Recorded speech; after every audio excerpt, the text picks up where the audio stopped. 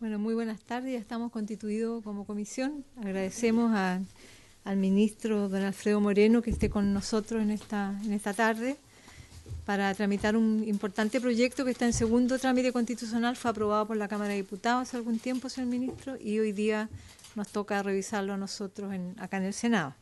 También saludamos a su asesora, la señora Andrea Martínez. Muy bienvenida. Y a los representantes de la agrupación cultural Chango, descendientes del último constructor de balsas de cuero de lobo, el presidente señor Felipe Rivera Marín y el buzo mariscador y recolector de orillas Chango, señor Víctor Marín. Sean muy bienvenidos a la comisión. Señora, ¿tiene una cuenta? Sí, aquí.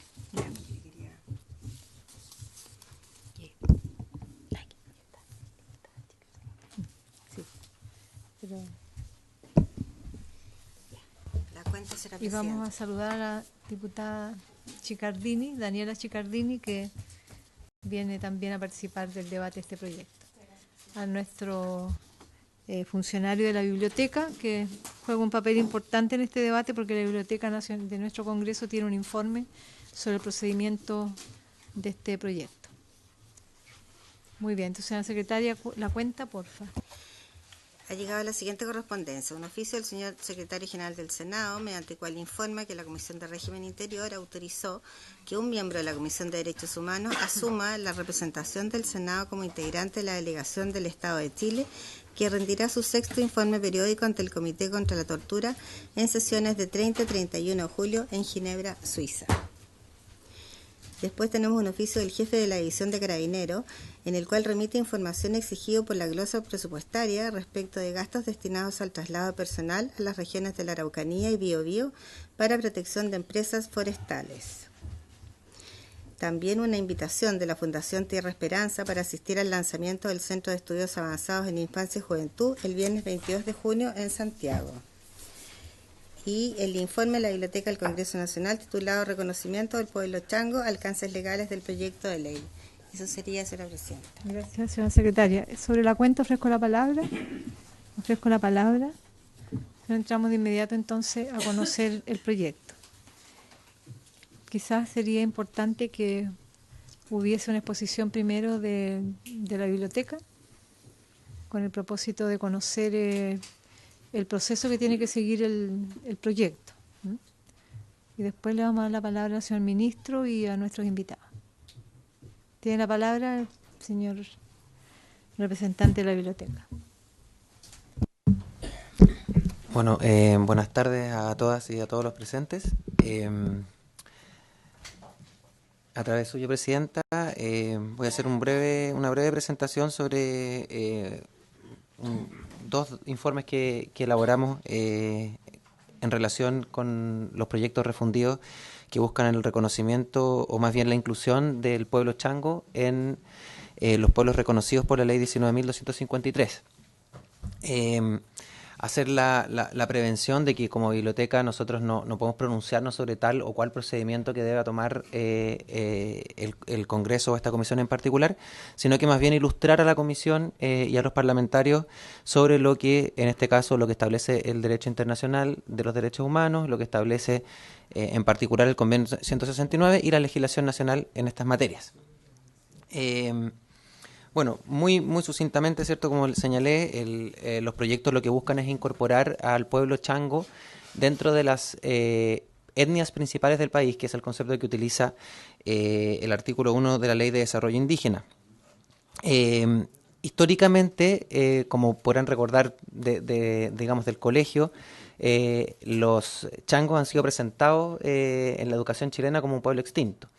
Esto podría tener, o todo apunta a que su origen tiene que ver con la forma en que se constituyó la disciplina antropológica en Chile, particularmente su etapa inicial, que abrazó lo que se conoce como el determinismo biologicista. O sea, lo determinante era la variante biológica de un grupo humano para establecer su carácter étnico, ¿no?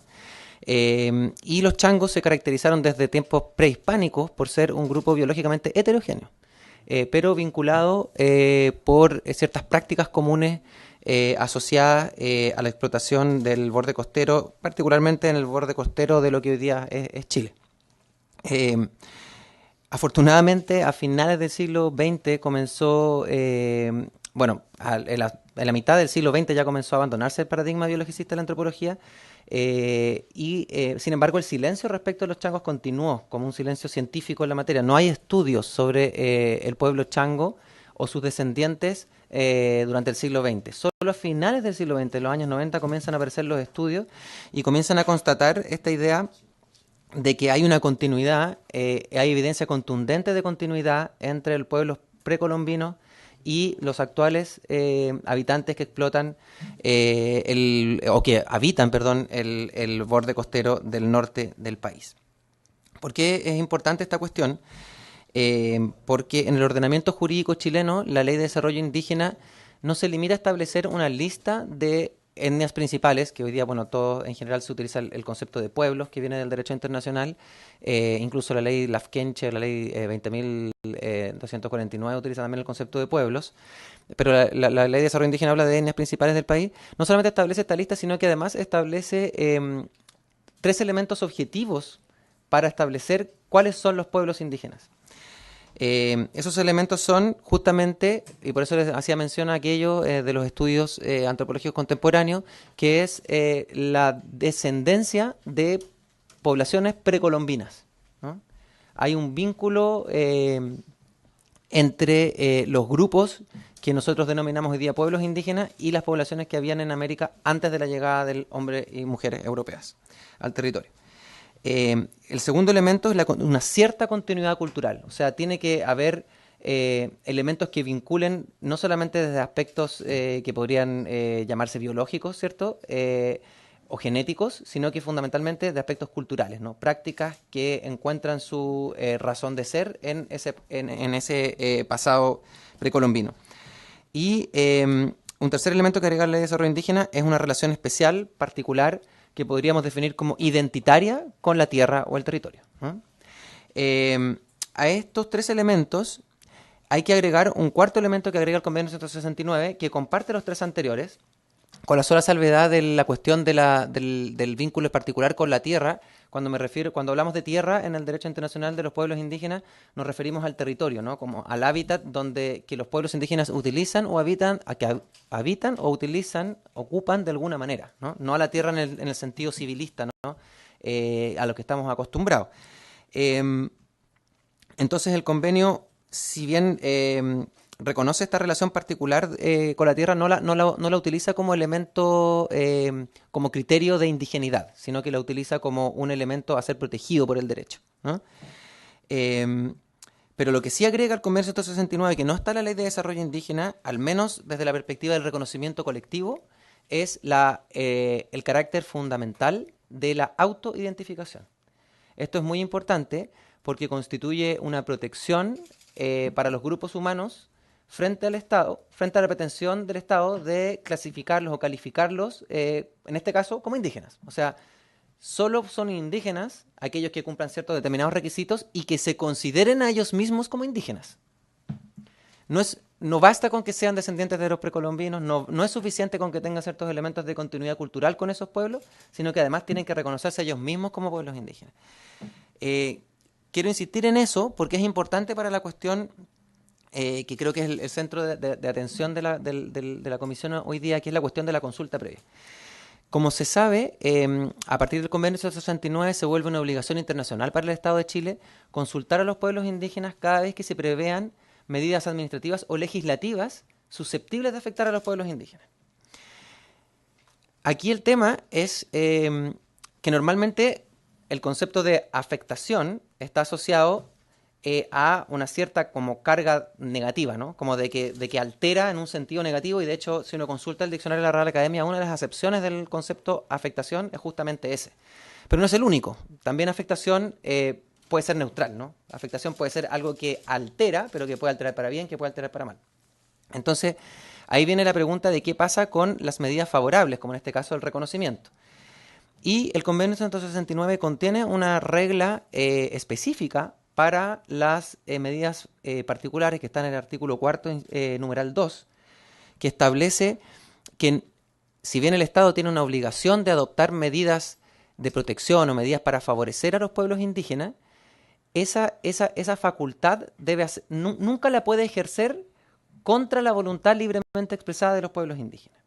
Y esto ha sido entendido por algunos académicos como un derecho a veto frente a las medidas favorables, ¿no? Cuestión que contrasta, ¿no es cierto?, con cómo se entiende el consentimiento en el ámbito de la consulta previa de afectación negativa, digamos, donde está medianamente claro que en la gran mayoría de los casos no hay una obligación de alcanzar el consentimiento, sino que únicamente de buscarlo de buena fe, ¿no? Ese buscar de buena fe, el consentimiento tiene implicancias procedimentales. ¿En qué sentido? El procedimiento para consultar tiene que estar organizado de manera que sea posible alcanzar ese consentimiento. Y si uno mira, por ejemplo, la historia de los decretos que se han redactado para reglamentar la consulta en Chile, uno se va encontrando con esta lógica de búsqueda de una manera de concretar en el procedimiento la idea de que es necesario buscar el consentimiento. No alcanzarlo, sino que buscarlo de buena fe, ¿no? En cambio, en las medidas favorables, lo que se busca es facilitar, lo que se debe buscar a la luz del artículo 4 es permitir la expresión de la voluntad del pueblo concernido, porque se requiere su consentimiento en el fondo para las medidas favorables.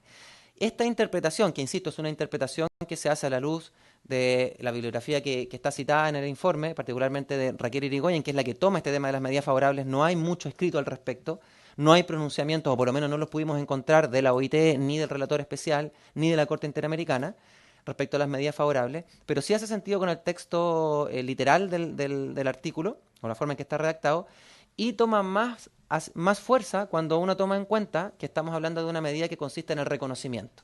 Y el artículo 1 del convenio, como les mencioné, exige que la autoidentificación como elemento para validar la indigeneidad de un grupo humano, ¿no?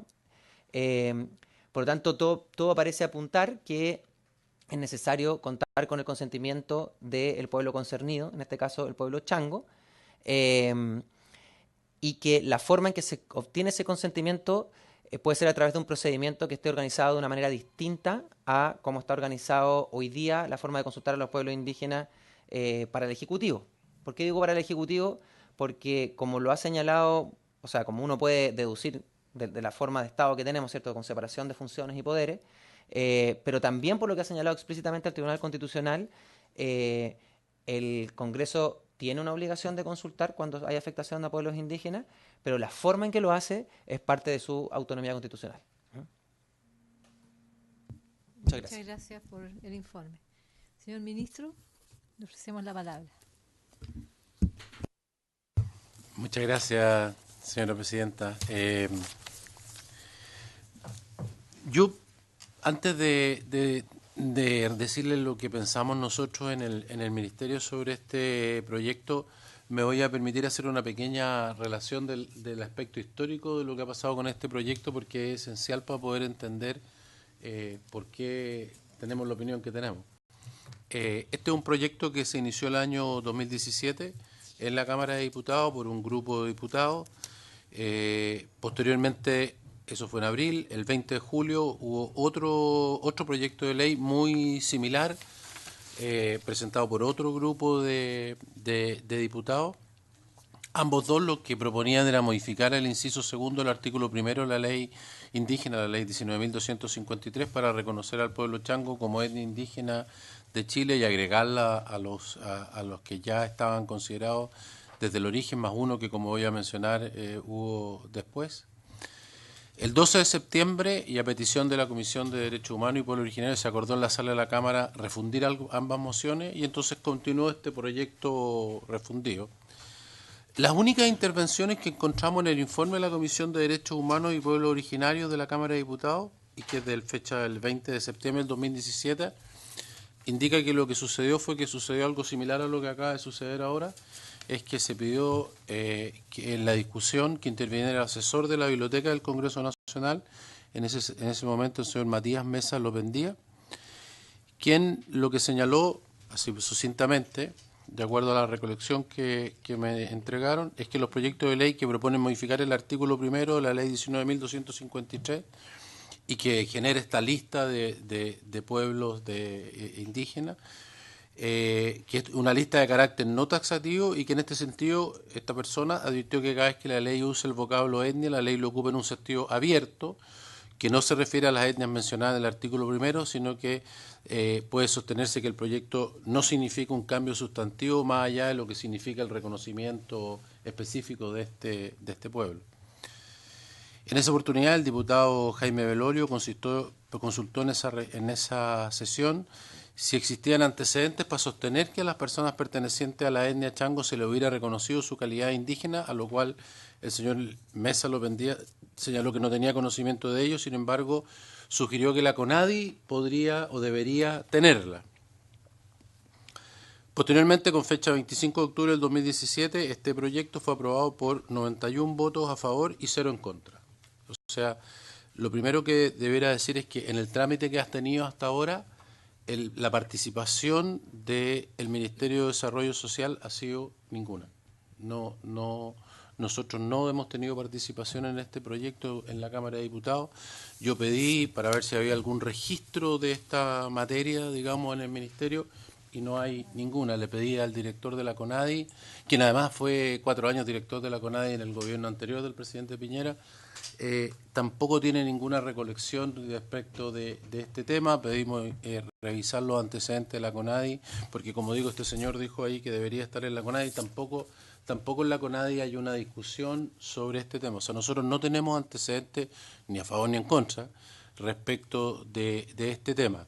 La única recolección que tenemos respecto de este tema es una reunión del día 19 de enero del presente año, en que el ministro de esa época, Marcos Barraza, se reunió con algunos integrantes del pueblo chango, no en Santiago, sino que en el sector de Punta de Choro, en la región de Coquimbo, y él habría manifestado, esto más que no es una recolección de datos del ministerio, sino que es una recolección de un artículo de prensa, porque tampoco hay registro en el ministerio de esa materia. Él dijo que iniciaría los estudios correspondientes para determinar cuáles son los rasgos culturales distintivos, únicos e irrepetibles que identifican a este pueblo, así como el espacio territorial que ocupan en la actualidad, que es a lo que usted se refería, que no había y que se requería, digamos, un estudio que generara este conocimiento. Nosotros en el Ministerio de Desarrollo Social no tenemos ninguna constancia de que el Ministerio haya iniciado ninguna actividad relacionada con este tema, ni que el ministro haya pedido ningún tipo de estudio que sea consistente con lo que aparece en ese artículo. O sea, lo único que tenemos es ese artículo de prensa en esta reunión con un grupo de personas que serían parte de ese pueblo. Entonces, vuelvo a decir, nosotros en el Ministerio no tenemos, ni hemos participado en lo anterior, ni tampoco tenemos ninguna información respecto a las características que tendría o no tendría este pueblo y si cumple o no cumple con las condiciones de la ley. La corporación, la CONADI, tampoco ha sido citada, digamos, como ya mencioné, en el tratamiento de este tema hasta ahora. Debo decir además que en la CONADI se han discutido, hay otros pueblos que están pidiendo ser incluidos en la misma condición de lo que se está tratando en este caso del pueblo chango.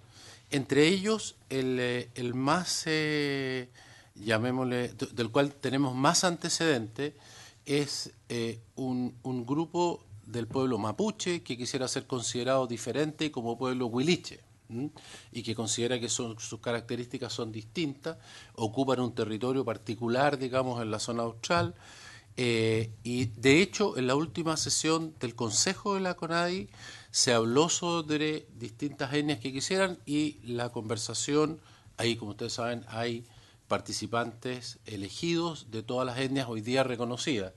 En esa discusión del Consejo de la CONADI se discutió sobre este tema y el tema llevó al tema de, como digo, a los huiliches, y lo que sucedió ahí es que no hubo tampoco ninguna mención al pueblo chango. O sea, insisto, repitiendo entonces, en el Ministerio, ni por la tramitación, ni directamente, no tenemos constancia de ninguna solicitud ni de ningún estudio, y lo único que tenemos es esta conversación del exministro, pero que no se tradujo en ninguna cosa, digamos, en particular dentro del ministerio.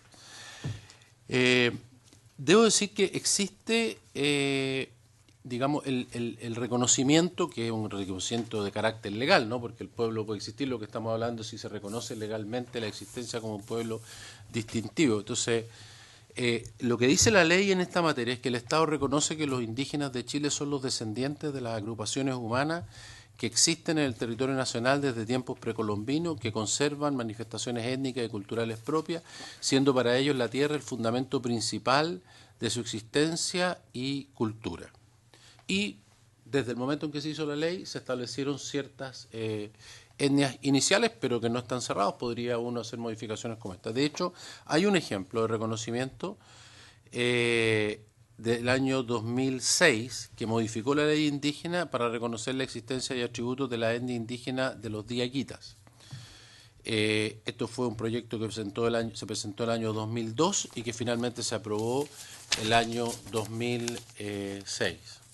Lo otro que quisiera yo agregar a esto es que las consecuencias prácticas de reconocer un nuevo pueblo, de la existencia legal, porque la existencia o no existencia es un hecho práctico, existe, no existe, pero digamos el reconocimiento de un nuevo pueblo de acuerdo a la ley indígena, lo que hace es reconocer la existencia, pero también el que permite el desarrollo de esa cultura, la promoción, la persistencia en el tiempo, y entrega la posibilidad de la acreditación de la calidad indígena, y por lo tanto permite el acceso a los distintos planes, a las políticas y los beneficios que las distintas instituciones gubernamentales brindan a las personas que sin el reconocimiento obviamente no podrían acceder. O sea, el hecho de reconocer uno u otro de los pueblos en esta materia le da a aquellas personas que se consideren integrantes de esos pueblos la posibilidad de solicitar los beneficios que tienen, digamos, los habitantes indígenas del país.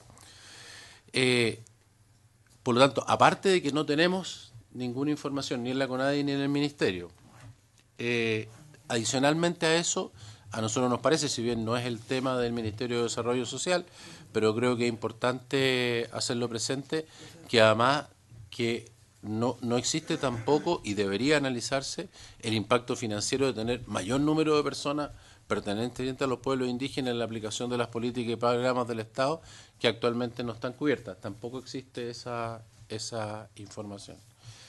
Esa es la información que puedo entregar. Solamente quisiera agregar que si la decisión de esta comisión fuera decir, bueno, lo que necesitamos es ver si las condiciones que establece la ley, que bien se han explicado antes y que yo he intentado repetir resumidamente, si eso se quisiera ir por el camino de ver si se verifican o no, bueno, nosotros, si la comisión nos lo solicitara, podríamos realizar, a partir de ahora, sí, ¿no es cierto?, un estudio para ver si esas condiciones, en este caso, podríamos hacer un levantamiento en terreno de la información respecto a los rasgos culturales, al territorio, en fin, y las condiciones que establece la ley para dar una opinión más fundada, ¿no? Eso es lo que podría decir, señor presidente. Muchas gracias, señor ministro. Voy a ofrecer la palabra a don Felipe Rivera Marín, que viene en representación de los pueblos changos de la región de Coquimbo, específicamente Puntechoro. Tiene la palabra don Felipe. Muy buenas tardes a las senadoras y los senadores, al señor ministro, sus asesores, especialmente a la presidenta de esta comisión que nos ha invitado. Mi nombre es Felipe Rivera Marín, vengo del norte, de Caleta General de Aceituno, lugar amado y generoso que ha posibilitado la vida de nuestra familia y descendencia. Nosotros vivimos del mar, nuestros tíos, hermanos, primos, hoy son buzos mariscadores, pescadores, recolectores de orilla. Nuestras tías son recolectoras de algas, excepcionales cocineras. Nuestros abuelos fueron buzos escafandras y pescadores de espineles. Nuestros bisabuelos fueron pescadores constructores de balsas de cuero lobo y nuestros anteriores ancestros eran cazadores-recolectores nómades. De nuestra historia más reciente hemos sabido que venimos de un tronco familiar que lo compone el chango Robert, Roberto Álvarez y Juana Hidalgo, quienes desde el año 1912 fundaron y vivieron permanentemente en Caleta General de Aceituno y sus alrededores. Estos comprenden un tránsito entre Chungungo y Caleta Chañaral de Aceituno. Estos abuelos nuestros vivieron toda su vida de lo que la mar les entregó, de lo que las cabras le podían dar en los años buenos, la leche, la carne, el queso, la piel. Juntos ellos tuvieron una holgada descendencia, entre quienes son buzos mariscadores, pescadores, recolectores de orilla, constructores de balsa y en otras épocas cazadores de lobos y crianceros de cabra. De esta descendencia venimos nosotros, junto a mi tío Víctor Marín, aquí al lado, buzo mariscador, pescador, recolector de orilla, quien compartió, vivió y adquirió un vasto conocimiento en técnicas de navegación tradicional, pesca artesanal y sobrevivencia en la costa. Mientras la vida transcurría en nuestra caleta Chañaral, Punta de Choros, Chungungo, Los Choros, viviendo de la mar y del intercambio, el chango Robert y su esposa recibieron centenares de amigos conocidos, transeúntes, historiadores, arqueólogos, entre otros personajes de importancia histórica. Uno de ellos fue el connotado arqueólogo Hanni Meyer, con quien tuvo una relación de amistad que tuvo como fruto la construcción de la última balsa de cuero lobo que se tenga registro. Esta balsa, que fue construida en 1967 y fue donada al Museo Arqueológico de La Serena, se encuentra hasta el día de hoy en ese lugar. Tal encuentro entre Álvarez y Niemeyer significó contar hoy con un notable argumento material que da cuenta de un proceso de revitalización del pueblo chango. Otro estudioso que llegó hasta nuestra caleta fue Roberto Páez, quien en 1985 entrevistó a nuestro bisabuelo Roberto Álvarez. En ese entonces tenía 73 años de edad. En esta ocasión, Páez hace un registro testimonial de la forma de vida que tuvo el conocido constructor de balsa, la cual se basaba en la pesca de jerguilla con redes malle, en la recolección de mariscos de peña, en los viajes a la isla Chañaral, a pasar temporadas con el ganado de cabra, en el intercambio de pescados, mariscos con los huascoaltinos por productos del valle. También el antropólogo hace una revisión de las relaciones que existían entre los distintos pescadores de las distintas caletas, cómo se transmitían conocimientos y saberes. Entre estos, la emblemática técnica de construcción de balsas de cuero de lobo, que se desarrolló en Chungungo, Punta de Choros, Caleta Chañaral. Posteriormente, en el año 1986, para ir sumando antecedentes, el historiador Jorge Zúñiga publicó un artículo titulado Evolución de los géneros de vida en el sector de un sector costero del semiárido, donde hace una revisión a través de fuentes primarias y secundarias sobre el proceso de poblamiento del sector de Caleta Chañaral hasta Chungungo, región de Coquimbo. Sectores muy transitados y habitados por las sociedades cazadoras-recolectoras, donde abundan los recursos hasta el día de hoy. En este trabajo el historiador evidencia que desde Chungungo hasta Caleta Chañaral eran caletas con pescadores con majada, que las reconoce como la última fase aculturativa de los changos, es decir, la forma de vida que se configuró posterior al mestizaje. Así, estos acontecimientos fueron observados genuinamente por algunos miembros de nuestra familia, que tuvieron la oportunidad de educarse y emprender el camino de las letras y los libros. Uno de ellos fue Oriel Álvarez, hijo menor de Roberto Álvarez, que en el año 2003 publica el libro El último constructor de balsas de cuero de lobo. El biográfico aborda las formas de vida que el chango Robert tuvo y heredó a sus hijos, esta vez documentado desde la estrechez familiar y desde la emocionalidad que implica llevar un legado de un notable pescador, artesano y ser humano. Paralelamente, otros profesionales toman conocimiento de la existencia particular de esta caleta de pescadores y su genuina historia. Es por ello que en el año 2008 la antropóloga Astrid Mandel publica su investigación Los changos de Caleta Chañaral de Aceituno, dimensiones de una categoría histórica, trabajo que evidencia los procesos de etnogénesis y en desarrollo, los cuales son resurgimientos y revitalización de la identidad changa en Caleta Chañaral de Aceituno y particularmente desde la familia Álvarez Hidalgo, el clan familiar fundador de esta caleta. En el año 2009, Rodrigo Terreros realiza el documental El ocaso de un legado, donde documenta el ejercicio y esfuerzo que hace Gustavo Álvarez, hijo de Roberto Álvarez, para replicar la técnica de construcción de balsas de cuero de lobo, reemplazando algunos materiales naturales. Este registro fue la base para que en el año 2012 Rodrigo Terreros y Jorge Arévalo realizaran el documental Navegantes del Desierto, donde recorren distintas caletas desde Arica a Chañaral de Aceituno, mostrando distintas expresiones del ser chango o changa en la actualidad, pasando por la pesca, la caza, la construcción de balsas, la recolección, las comidas y el autorreconocimiento. Durante el año 2014, nuestra familia Álvarez Hidalgo participa activamente como pueblo chango en la consulta indígena para la creación del Ministerio de la Cultura, las Artes y el Patrimonio, la cual finaliza en el año 2015 con el acuerdo donde el Estado se compromete a impulsar el reconocimiento de las culturas preexistentes, como por ejemplo el pueblo chango. En este acto, los 9 pueblos reconocidos en la ley indígena, más el pueblo tribal afrodescendiente, aprueba este acuerdo. A partir de ese entonces, el pueblo chango comienza sus procesos de organización y participación en las distintas instancias que convocan nuestros pueblos hermanos y el Estado. Por ello que en el año 2015 se constituye la agrupación cultural chango descendiente del último constructor de balsas de cuero lobo, en Caleta Chañaral de Aceituno, constituida por 54 socios con personalidad jurídica vigente. La organización continuó realizando gestiones no solo para el reconocimiento, sino por revitalizar, revalorizar nuestra cultura a través de iniciativas, proyectos, actividades que pudieran visibilizar el legado de nuestros ancestros. Así, desde el año 2016, el pueblo chango de Caleta Chañaral de Aceituno ha participado en distintos seminarios, simposios, congresos a nivel nacional e internacional, llevando la voz invisibilizada por la historia oficial a las distintas comunidades aymara, licanantay, veguita, coya y mapuche, en las comunas de Calama, Alto del Carmen, Coquimbo, La Serena, Caldera, Santiago y Concepción. Instancias de diálogo fraterno donde los pueblos originarios conocen la historia y vida de este pueblo postergado, levantando actas y comunicados pidiendo su reconocimiento como tal. Uno de estos actos simbólicos de significativa relevancia para nuestro pueblo fue el reconocimiento de las hermanas Esther Mila y Juana Álvarez Hidalgo como mujeres de pueblo originario por parte del Ministerio de la Cultura, las Artes y el Patrimonio, el Consejo de la Cultura, en el marco del reconocimiento ASAP en octubre de 2016. En el mismo mes de octubre, el Consejo Nacional de la Cultura anunció quiénes habían sido reconocidos como tesoros humanos vivos en Chile. El ministro de Cultura destacó a 10 colectivos destacados en la preservación de técnicas, saberes patrimoniales, además de 17 cultores individuales destacados a nivel nacional, entre los que se encontraron 3 personas, Enzo Páez, Georgina Sánchez y Gustavo Álvarez, hijo de Rochango Robert, por sus conocimientos en la técnica de construcción de balsas.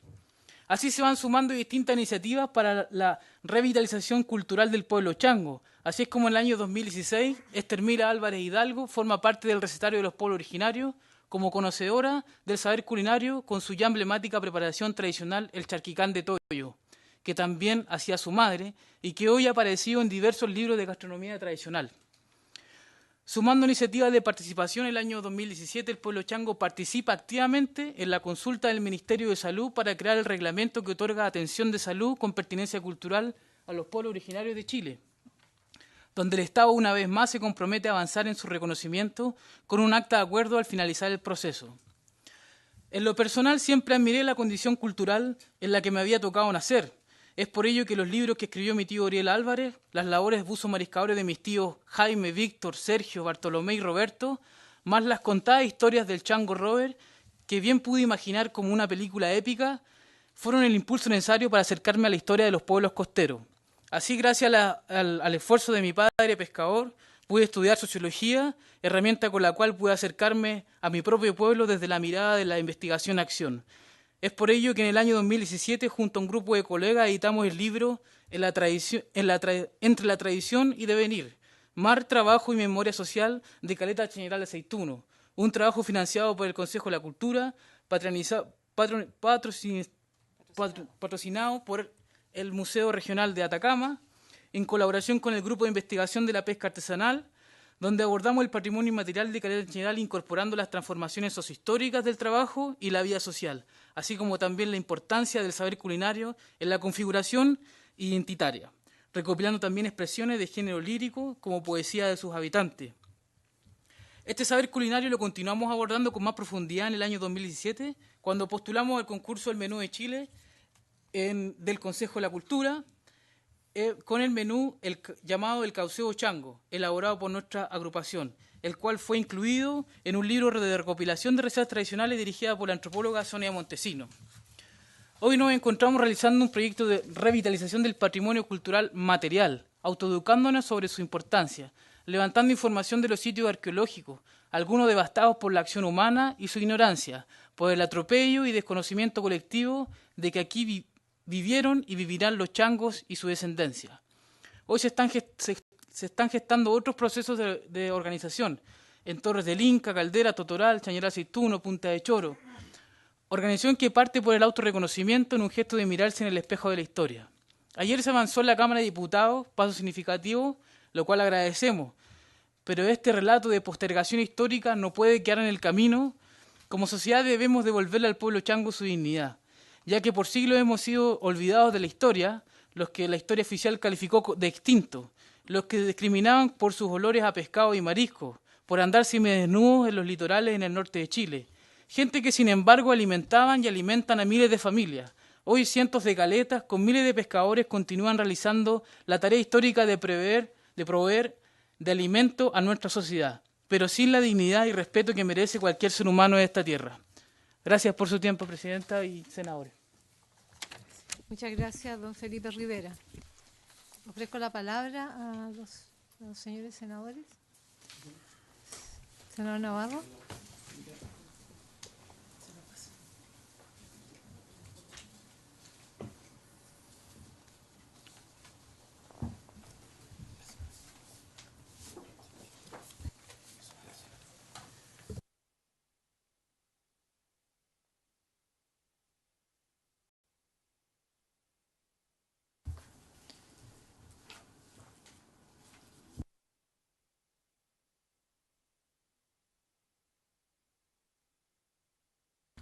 Entiendo, senador Navarro, que usted presentó una moción también en su época de diputado, ¿no?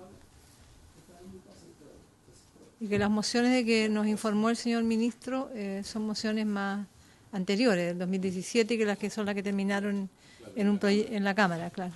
Porque el senador Navarro me señaló previo a la sesión que él presentó también un proyecto acá en el Senado o en la Cámara. Le ofrezco la palabra. Gracias, Presidenta. La verdad es que creo que este es un reconocimiento necesario, tardío, pero siempre vigente, respecto de un pueblo originario que da la contingencia con que el Estado chileno ha tratado y maltratado a su pueblo originario, al igual que los Cahuáscar. Hoy día, afortunadamente, contamos con un conjunto de representantes que demandan reconocimiento. Y por tanto, quiero decir de que ya en el año 2007 ingresé un proyecto de ley a fin de poder contemplar el reconocimiento de dicho pueblo, que establecía un artículo único que establecía que agrégase del inciso segundo del artículo primero de la ley 19.253 sobre protección, fomento y desarrollo de los indígenas, reemplazando por una coma que antecede al vocablo diaguita e insertando después la expresión chango. Era un reconocimiento, y han pasado 10 años de esto. El Senado lo clasificó en la Comisión de Gobierno. He hecho innumerables esfuerzos porque la Comisión no hubiera puesto en debate este proyecto de ley. Siempre la contingencia y la urgencia nos supera. Y quiero señalar de que hay enorme coincidencia con el proyecto que se discute actualmente. El proyecto de mi autoría busca incorporar una modificación legislativa al mismo cuerpo legal, al mismo artículo y al mismo inciso que el proyecto que actualmente se encuentra en la tabla de esta comisión legislativa. En segundo lugar, este fue ingresado el 28 de marzo del 2007. Las iniciativas que dieron lugar al proyecto de ley en debate fueron presentadas el 6 de abril del 2017, boletín 11.188-07, y el 20 de julio del 2017, es decir, casi 10 años después. Y entendiendo que hay una imposibilidad de refundir, pues se encuentran en distintos trámites legislativos. El mío está en primer trámite constitucional en el Senado y este ya viene en segundo trámite constitucional. Es que creo que efectivamente hay que avanzar. Yo solicitaría, Presidenta, que efectivamente hubiera una referencia expresa en la historia de la ley, de cómo esto ha surgido.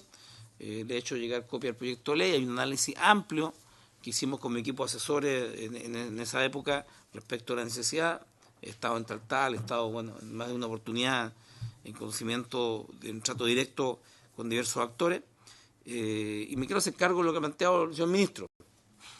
Yo entiendo las palabras del señor ministro que lo que hay es un alcance procedimental respecto de la forma como se ha desarrollado el proyecto y de que no hay objeción a la posibilidad cierta del reconocimiento, sino que más bien como resguardo a lo que ha sido el procedimiento de reconocimiento de las mismas, el ministro sugiere, en base a otra experiencia, un proceso de reconocimiento que dé cuenta de elementos que pudieran dejar a firme que dicho reconocimiento los instala a los changos con los mismos derechos, con las mismas atribuciones que el resto de los pueblos originarios reconocidos por la ley 19.253.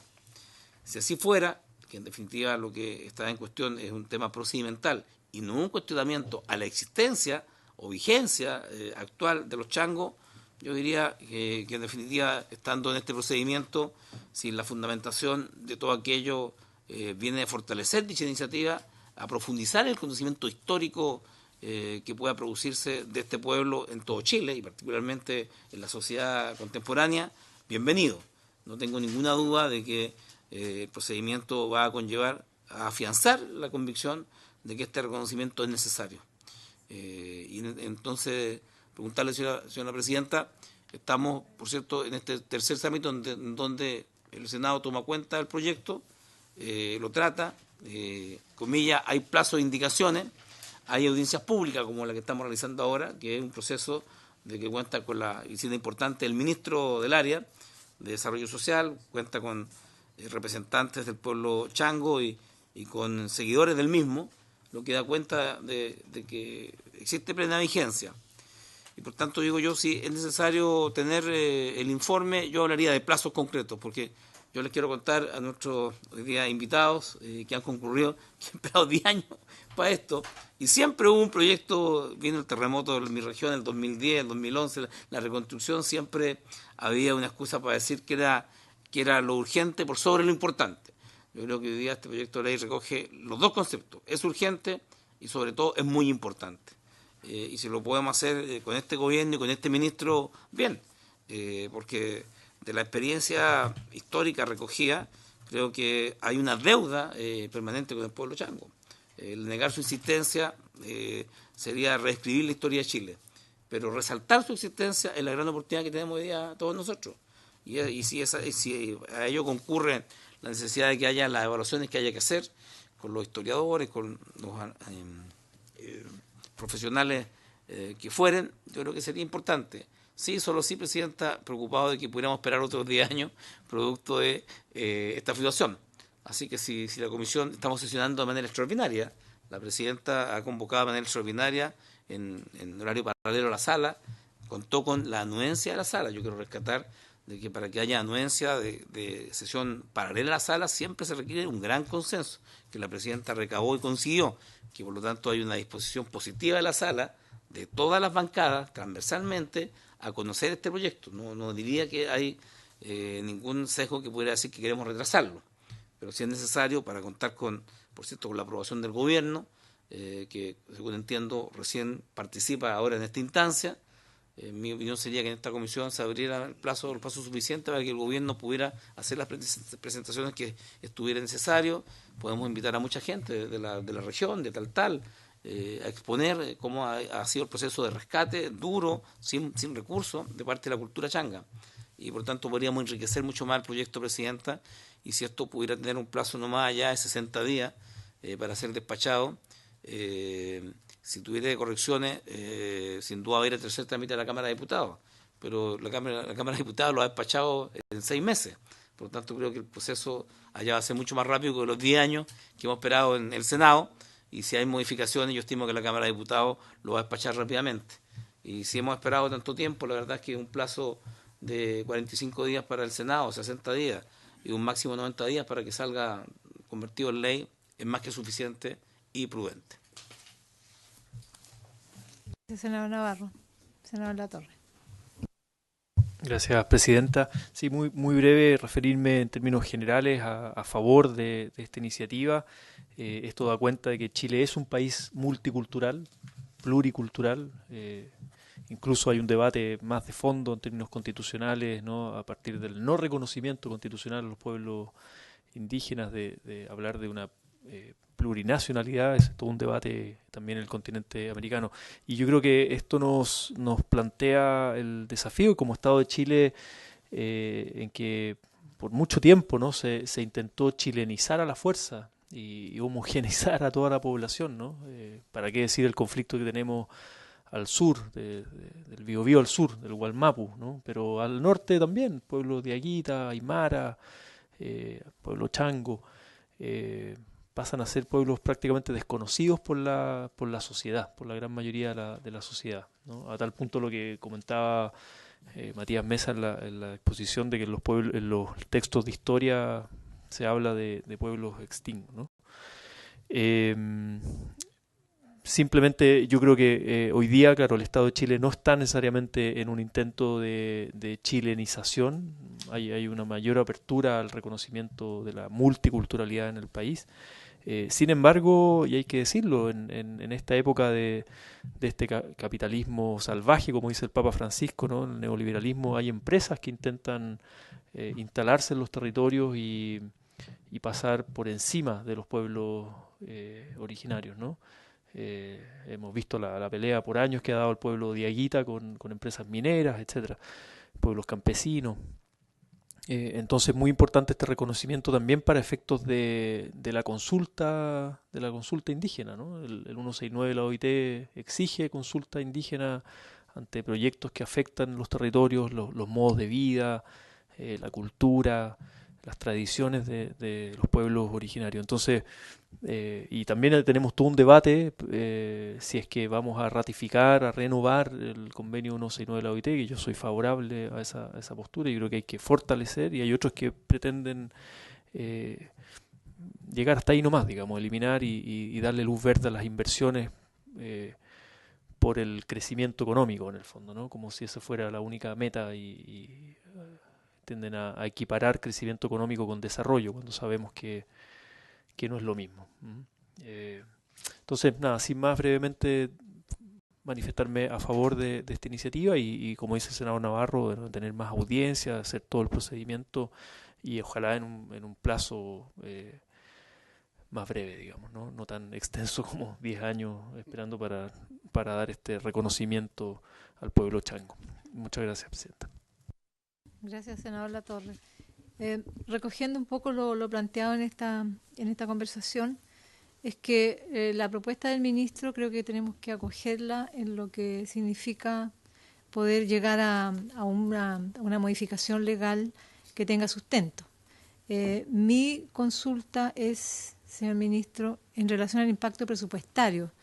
No sé si ustedes tienen algunas mediciones, algunos valores, en qué se traduce ese impacto presupuestario, el reconocimiento del pueblo chango en la ley de indígena. No logro percibir cuál podría ser el impacto. Lo otro, en relación a los criterios que establece la legislación para el reconocimiento, todas las particularidades, la historia, la trayectoria. Bueno, la narración que ha hecho don Felipe es bastante decidora de que existen elementos identitarios, bien nítidos en el pueblo chango. Y lo otro es lo que nos narraba nuestro asesor de la biblioteca, don Matías Mesa, en relación a la consulta indígena. Creo que son 3 elementos que tendríamos que de alguna manera revisar para seguir avanzando en el debate del proyecto.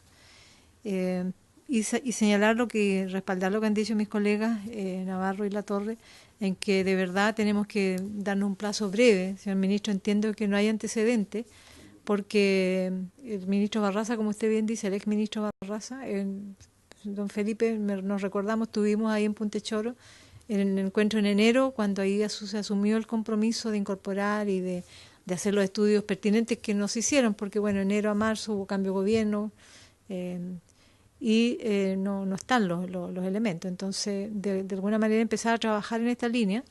El aporte que ustedes hacen, la literatura que hay, es bastante importante consultarla para abordar el primer elemento, que cuáles son los criterios o las condiciones particulares, identitarias para reconocer al pueblo chango.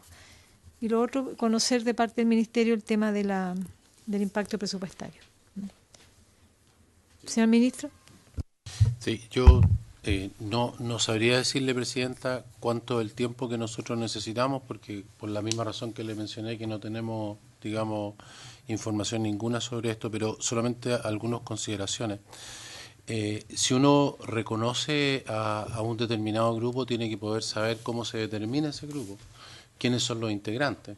Entonces, por ejemplo, hay otro proyecto que crea el consejo de cada uno de los pueblos. Cada uno de estos pueblos, el otro proyecto que está caminando en forma paralela, por ejemplo, si los changos estuvieran, por ejemplo, reconocidos aquí, también tendría, por lo tanto, derecho a tener un consejo que representa al pueblo chango, que además tiene un representante en el consejo que representa a a todas las personas, digamos, que son de alguna etnia originaria. Para eso se requiere determinar quiénes son las personas integrantes, digamos, de ese conjunto, quiénes van a elegir a esas personas, cuál es el territorio que cubren, sobre cuál territorio, por ejemplo, se mencionaba, el senador Latorre mencionaba, por ejemplo, la utilización del acuerdo 169. Bueno, sobre qué territorio se aplica, digamos, hay que determinar dónde se encuentran. Esto sin mencionar que además, como ya mencioné, existen otros pueblos, como es el caso, por ejemplo, del pueblo huiliche, que ha hecho una petición expresa a través de los representantes elegidos de cada una de las otras etnias en el Consejo de la CONADI de ser considerado como un pueblo diferente del pueblo mapuche, porque ellos están en un determinado territorio y consideran que tienen particularidades distintas. Entonces, digamos, a mí personalmente me parece que digamos, si uno va a hacer, digamos, un reconocimiento que puede tener todos los merecimientos, eso es el punto que habría que, digamos,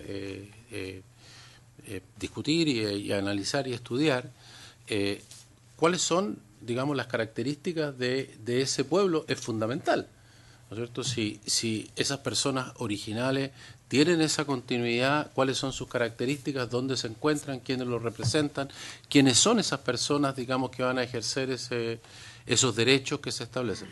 Respecto de la parte económica, bueno, desde ya, digamos, por ejemplo, estos consejos tienen asignados remuneraciones, costos, pero más allá de eso, todos los sistemas de subsidio que tiene el Estado otorgan puntaje a las personas que son de las etnias, de manera tal de colaborar precisamente a que esa cultura se mantenga, a que esas personas sean, digamos, privilegiadas en su accionar económico y social, en colaborar que esa cultura se mantenga. O sea, todas las cosas que aquí se mencionan como beneficios de la ley, bueno, a su vez son costos de la ley que tiene que poner recursos para eso. Podríamos, digamos, hacer un cálculo de qué es lo que eso significa, un cálculo aproximado de qué es lo que significa. En todo caso, yo no lo digo desde el punto de vista de que eso condicione, porque si existe, o sea, si el estudio número uno, digamos, de que existe un pueblo distintivo que tiene una continuidad, en fin, el tema del costo no sería un tema relevante, porque sería el costo que tiene que asumir el Estado, porque existe esa continuidad, así que me parece que lo esencial es lo otro, pero quería mencionar que, digamos, no es un punto baladí el hecho de decir, bueno, aquí hay un nuevo pueblo, digamos, indígena que es continuador de todos los antecedentes históricos que tenemos, digamos, de la existencia de los changos, que no están extintos, sino que son y que tienen una característica que nos permite decir, aquí hay un pueblo distintivo con el cual el Estado de Chile nosotros tiene que tratarlo de una manera particular, así como lo hace con las otras 9 etnias que hoy día tenemos. Eso es lo que puedo mencionar. Sí, insisto, el tema económico no es un punto que lo cambie, sino que simplemente es un elemento más de decir que esto tiene asignado derechos, obligaciones, beneficios que van asociados precisamente al derecho y a la garantía que le da la ley a las personas o a los grupos que son considerados distintivos para este efecto. Esto adicional al problema de la consulta y al problema mencionado por la persona que se refirió inicialmente al tema, digamos, de si se requiere una aprobación. Si se requiere una aprobación, supongamos, bueno, habría que saber de quién se requiere la aprobación. porque si se requiere una aprobación del pueblo chango, habría que determinar cuáles son las personas integrantes de ese pueblo chango como una medida inicial de poder realizar esa consulta en la cual requeriríamos el voto favorable de ellos para poderlo aprobar. O sea, yo personalmente pienso que, digamos, pero esto obviamente depende de ustedes, no de mí, es simplemente una opinión, me parece que es absolutamente necesario hacer los análisis correspondientes, que no podría yo decir en este momento qué tiempo requieren, pero sí nosotros podemos hacernos cargo de hacerlo y una vez habiendo estudiado el problema le podría decir qué tiempo se requiere para poder determinar si existe esa continuidad o no y en base a qué elementos lo estamos diciendo y en segundo lugar cuáles son los límites que tiene ese pueblo en términos de personas, de territorio, en fin, de manera tal que sus derechos queden adecuadamente expresados y cubiertos. Eso es lo que... ¿Palabra sobre el planteamiento del señor ministro? Sí, senador Navarro. Presidente, encontramos un caso muy similar, digamos, en temas de reconocimiento del pueblo diaguita. Los diaguitas fueron ninguneados como un pueblo extinto.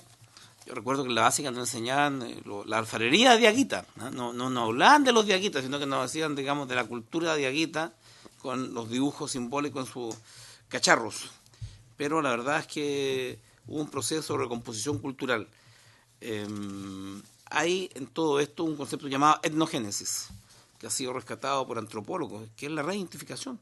¿Cuántos mapuches, ministro, por 3, 4 generaciones en Santiago volvieron a redescubrir sus orígenes? Algunos habían cambiado de apellido y muchos de ellos tuvieron un proceso personal de reidentificación. Y muchos de ellos han vuelto a Temuco, han vuelto a donde su abuelo y se han encontrado con una realidad muy distinta de que la migración forzada desde el campo a la ciudad los forzó. Yo digo, esto es un tema, por cierto, de caracteres políticos y hasta controversiales. Muchos de los jóvenes universitarios que han regresado a Temuco en su calidad de profesionales vuelven buscando sus raíces y les llaman los afuerinos o les llaman los infiltrados. Y resulta que no son infiltrados, son jóvenes que en tercera generación se redescubren a sí mismos como mapuches, valoran el ser mapuche y buscan y vuelven a su origen y ahí se encuentran con una injusticia y la asumen como una causa propia. Y por tanto creo que el pueblo chango va a pasar por lo mismo. ¿Cuántos changos están en el norte de Chile y en Santiago? Han negado por desconocimiento o por sobrevivencia a su condición de tal. Y lo que se va a vivir, y espero que este sea el proceso que iniciemos con este un debate público, está siendo televisado, es un proceso de etnogénesis, del reconocimiento progresivo de aquellos que cambiaron su apellido, de aquellos que permanecen en sus lugares de orígenes, de aquellos que saben y tienen la raíz en su historia. Los mormones tienen una cosa extraordinaria, no sé si ustedes lo han visto, pueden descubrir en generaciones y generaciones y pueden volver 200, 300 años atrás. Y asumen su condición de tal en todas las generaciones. Este proceso de reconstrucción es mucho más complejo y en Chile y en América Latina hubo un proceso complejo que fue la separación en el año 1925 de la Iglesia del Estado. Hasta ese tiempo llevaban todos los actos de nacimiento las parroquias. Luego se produce un concepto distinto y muchos de esos archivos, algunos subsisten, otros no subsisten. Y uno tendría que hablar que después de ese proceso muchos de los migrantes del campo a la ciudad, atraídos en el norte por el salitre o en el sur por el desarrollo económico y el estudio, están en un proceso de reencuentro. Y si algo encuentro valioso y pertinente, que es el planteamiento del ministro, es de que efectivamente necesitamos más información. Necesitamos que el Estado invierta más en la búsqueda de estos orígenes. Y creo que vamos a llegar a un final exitoso, no tengo ninguna duda. He estado con muchos de ellos, he leído lo que me han pedido que lea, y siento que al igual que el pueblo diaguita, el pueblo chango y el propio pueblo mapuche va a tener un reencuentro. Así es que si se trata de más información, ministro, y de identidad, estuve con la comunidad Cahuáscar en Punta Arenas hace un tiempo atrás. ¿Cuánto? 2 familias, 3 familias. Una de apellido Navarro, porque muchos en Chiloé. Chiloé fue el último reducto español liberado por Ramón Freire en 1923. La independencia forjada en la Plaza de la Independencia, Concepción, proclamada por O'Higgins, no ocurrió así en la isla Grande de Chiloé, que tuvo que ser liberada allá por 1823, y muchos migraron, españoles migraron más al sur, y muchos asimilaron su apellido a los pueblos originarios. Y cuando he tenido la posibilidad, y espero que ustedes la hayan tenido, de visitar en Tierra del Fuego, yo no diría museo, porque ahí está la cultura, pero constatar cómo fueron exterminados los Cahuáscar, cómo se pagaba por las orejas, cómo se envenenaba los animales de los cuales comían para exterminar a familias enteras, para quitarle su tierra. No estamos hablando de ciencia ficción ni de Hollywood, estamos hablando de una historia verdadera, el exterminio de un pueblo originario, los llamados Patagones, Tierra del Fuego, donde estaban las grandes fogatas cuando Magallanes surcó el estrecho que hoy día lleva su nombre, y los llamó Tierra del Fuego por las fogatas que encendían. Nos encontramos en un proceso de reencuentro de identidad nacional, a propósito de un tema muy actual, que son los migrantes. ¿Cuántos de esta mesa tenemos apellido migrante? ¿Cuántos de nuestros antepasados fueron migrantes, ministro? Mi apellido es Brain, pero es Brain, inglés. Y ahí están nuestros familiares en Inglaterra, en Miami, y están. Y los mormones han contribuido mucho a saber de dónde tú vienes, de cuándo llegaron en 1851 los Brain, 7 hermanos a Iquique, y cómo fue derivando la genealogía. Y ese derecho a la genealogía, de saber de dónde vengo, es un derecho que también los pueblos originarios reclaman, porque estaban antes que llegaran los ingleses, los españoles, antes que llegaran todas las migraciones europeas, que por ser de piel blanca y ojos de color, se asimilaron mucho más rápidamente y fueron aceptados. Y Chile está viviendo un fenómeno hoy día, ministro, y usted tiene la suerte de enfrentar una carrera, una cartera ministerial extraordinaria como es Desarrollo Social, viniendo al mundo empresarial, habiendo sido presidente de los empresarios de Chile y además ministro de Relaciones Exteriores. Creo que conjuga en su acervo intelectual, patrimonial y moral un conjunto de elementos que yo creo que van a servir mucho en desarrollo social. ¿Quién dice, por qué está Moreno en desarrollo social? Pues si es representante de los empresarios.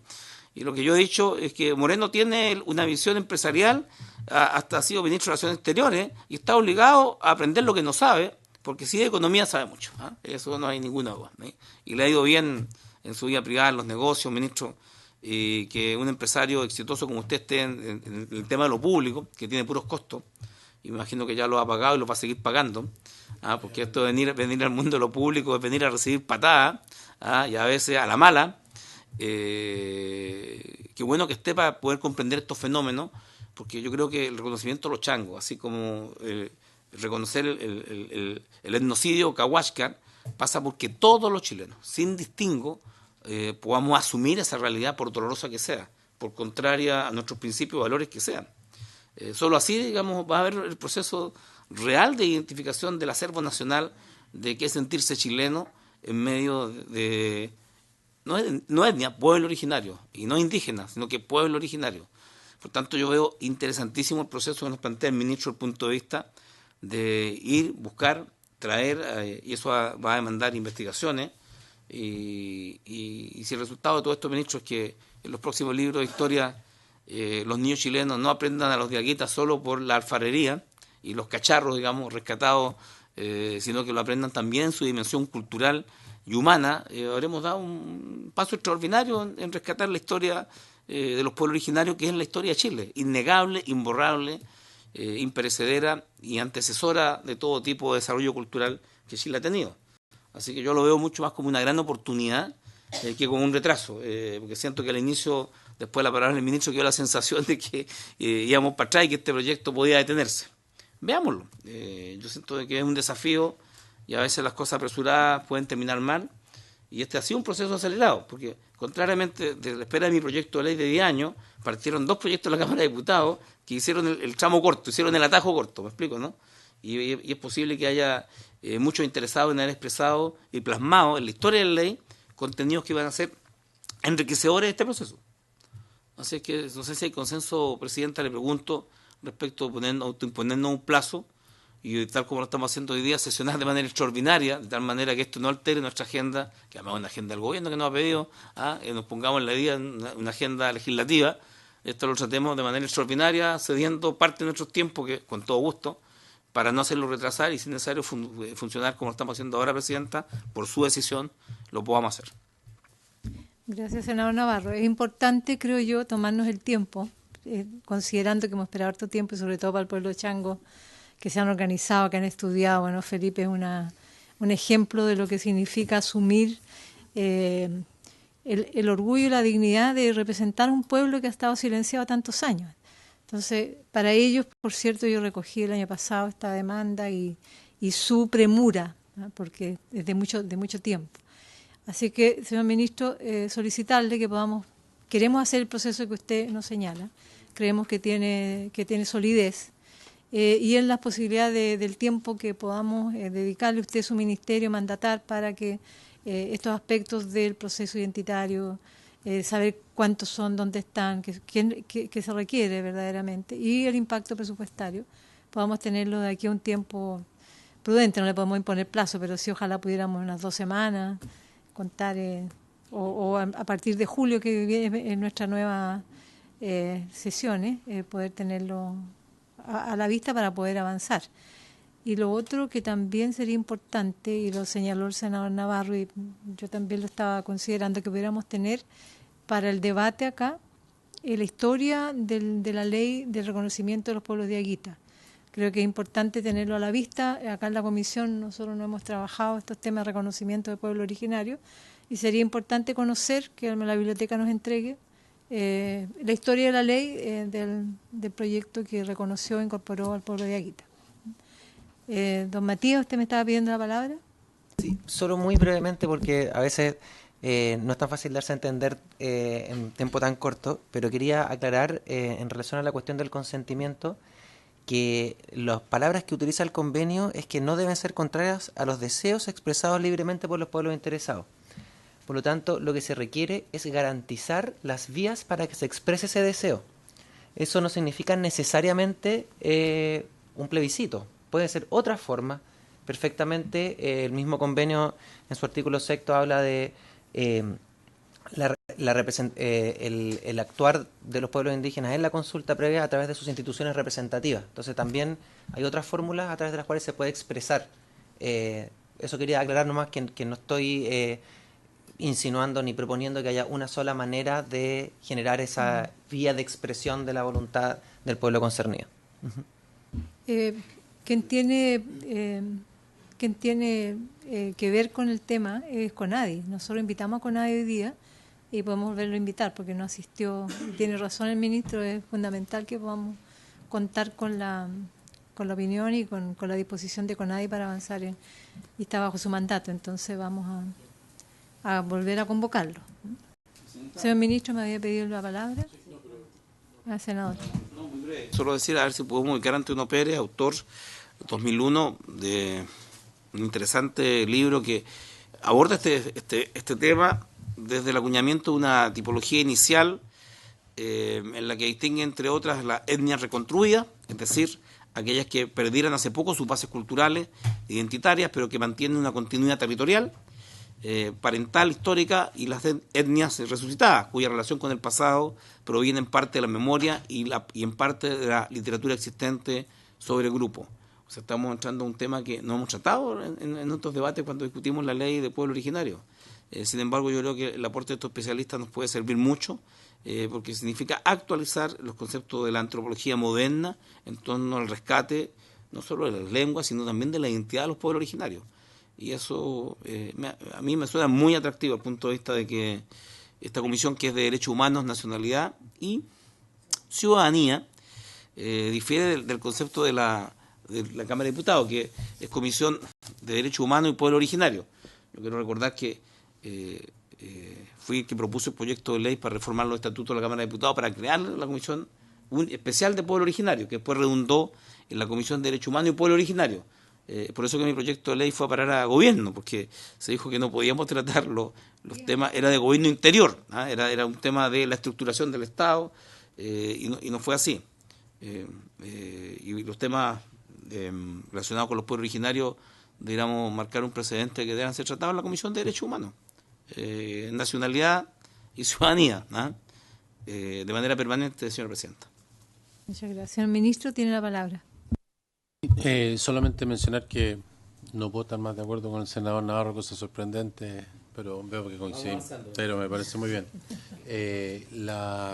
La necesidad de hacer un análisis respecto a estos temas surge precisamente no solamente por este caso, es porque podrían y van a haber otros casos en el futuro. Entonces ya tenemos el caso de los Dieguitas del año 2006, acabo de mencionar que en el Consejo de la CONADI ya se está mencionando un caso que va en el sentido inverso, es un pueblo que hoy día es mapuche, está considerado dentro de lo que son los mapuches, pero que hoy día él considera que en realidad es una cosa distintiva dentro de los mapuches y que en realidad son huiliches y que ese sería un pueblo diferente y que debieran ser considerados, y eso, si eso sigue avanzando, va a terminar aquí también, por las mismas razones.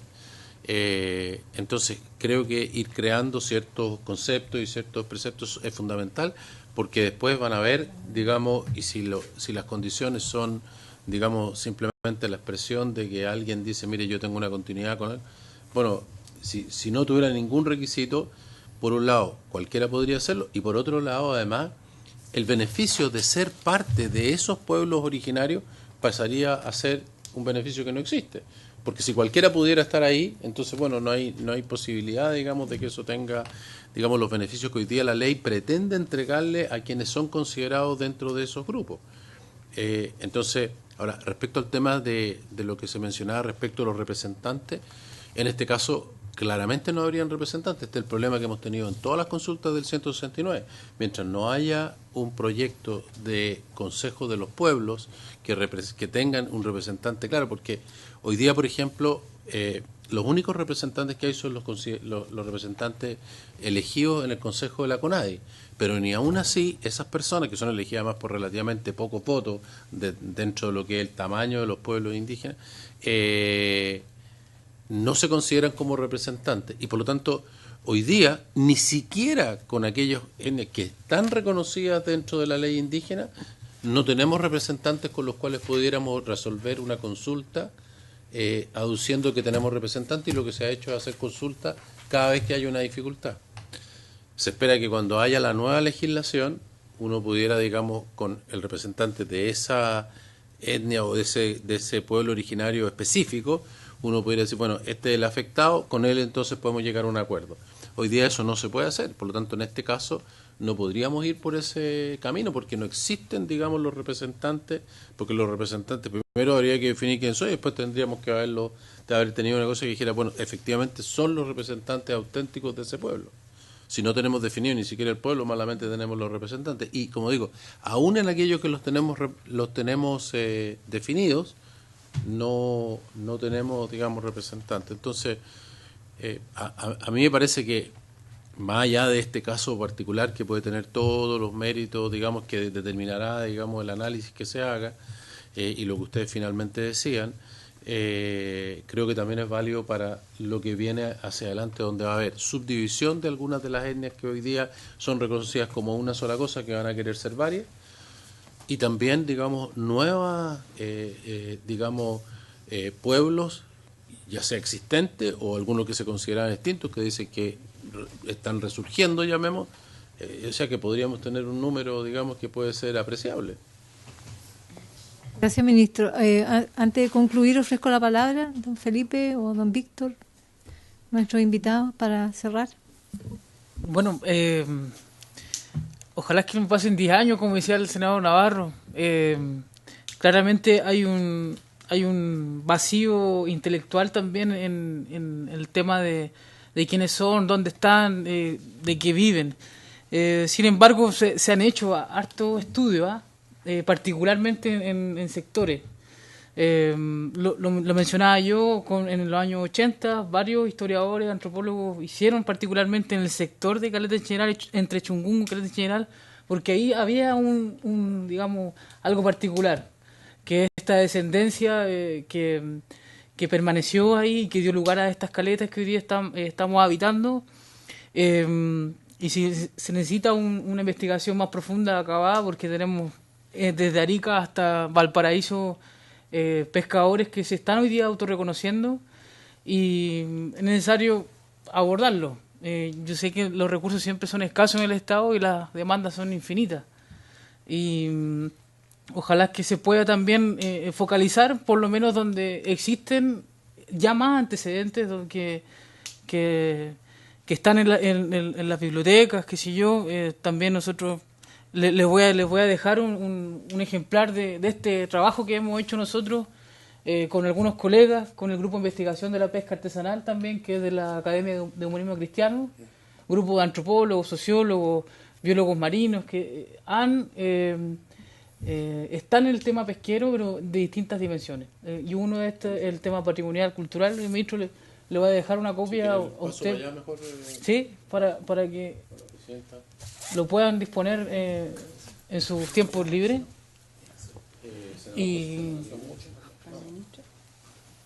Y eso, ministro, para que usted se haga una idea más o menos de también cómo se aborda el tema, porque como también tenemos distintos profesionales en esta área, claramente los enfoques, también los marcos teóricos también son diversos.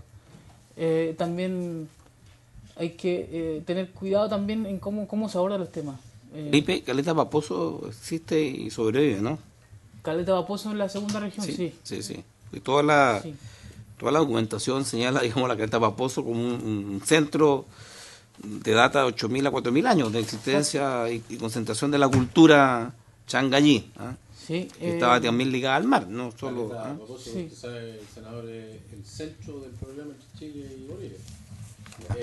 La esencia, digamos, la historia de esa materia.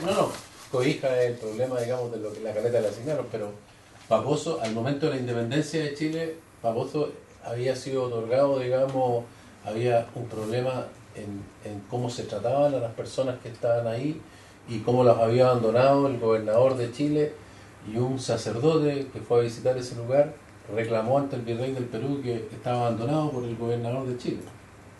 Y entonces el virrey mandó y dijo, mire, vamos a enviar un grupo a ir a esa caleta, ver si realmente esas personas realmente están sin comida, los tratan pésimo, en fin, etcétera. Y si ese fuese el caso, esto pasa al dominio del virreinato del Perú y no de Chile. Entonces, el argumento de Bolivia para decir que ellos tenían antes de la independencia, esto era del Perú y que Perú se los podía entregar, viene de que Paposo había sido. Y el argumento de Chile es que ese barco nunca vino, nunca chequeó y por lo tanto nunca se cumplió la condición. O sea, al momento de la independencia, esta pequeña cosita que se llamaba Paposo estaba ahí. Solo hay una certeza, si me permite, Presidenta, de que había muchos aymaras. Hay aymaras que hoy día están en Perú, en Bolivia y en Arica, que tienen el mismo apellido, son primos, abuelos, padre, hijo y hermano, el mismo apellido de la misma familia, separada en 3 nacionalidades y por 2 fronteras, pero son la misma familia, que la conformación de los estados terminó por separando en el altiplano, donde durante siglos cruzaban sin ninguna barrera que se lo impidiera. Y lo siguen haciendo, ministro. Pero siguen cruzando los aymaras en la alta cordillera. Estamos hablando de otro lugar. Si sí. ¿Qué distancia está de Coquimbo, Paposo? No tanto. No, hay pero ¿cuántos centenas de kilómetros? Era la Federación. No, estamos hablando de la primera región. Que Felipe recupere la palabra de senador. Disculpa, presidente. Pero ve si resulta más que interesante el proceso, ministro. Sí, es que en relación a lo que está diciendo de las divisiones de la frontera, algo similar sucedió aquí entre Chungungo y Chañaral Aceituno. Nuestros abuelos transitaban libremente entre Chañaral Aceituno y Chungungo, Caleta de Horno. Eso se acabó en los años 90 con la regionalización de los pescadores artesanales. O sea, ya no puedo ir a pescar a la punta que está al frente. Entonces, todas esas inconsistencias o impertinencias culturales que se cometen cuando se hacen las leyes, caen en estas cosas, como dice usted, senador, de limitar ciertos comportamientos culturales que son anteriores. Llevamos 11.000 años en esta costa, Quereo tiene 12.000, aquí en Los Vilos, a pocos kilómetros de acá, hoy día están los arqueólogos, todavía existen millones de conchales, de sitios arqueológicos en Huentelauquén, tenemos infinita la costa para ir investigando, pero sí hay que ir a donde está el relato vivo, y los relatos vivos están en las caletas y tienen mucho que contar y que decir. Muchas gracias, Felipe, don Víctor. Gracias por venir, vienen de muy lejos. Para nosotros ha sido muy importante su presencia. Y que estén seguros que, por cierto, vamos a tramitar el proyecto. Está el compromiso del señor ministro de poder hacer un debate sólido que termine en una buena ley. Así que muchas gracias, señor ministro, por su presencia y su disposición para que podamos avanzar a reconocer al pueblo chango. Yo quisiera solicitarle a los colegas que pudieran hacer llegar a la Secretaría el nombre de personas a invitar para las audiencias públicas sobre la materia. Yo creo que hay varios autores, autoras, investigadores que son importantes para que podamos... Sí, la Sonia, yo la había pensado inmediatamente. También el senador Navarro tiene otros nombres y a lo mejor, Felipe, si ustedes tienen... Bueno, acá ustedes han citado una vasta literatura de personas que han hecho investigación para considerarlos en el proceso de audiencias públicas. Por haberse cumplido el objeto de la sesión, esta se levanta. ¿Puedo ahora llegar a terminar la sesión?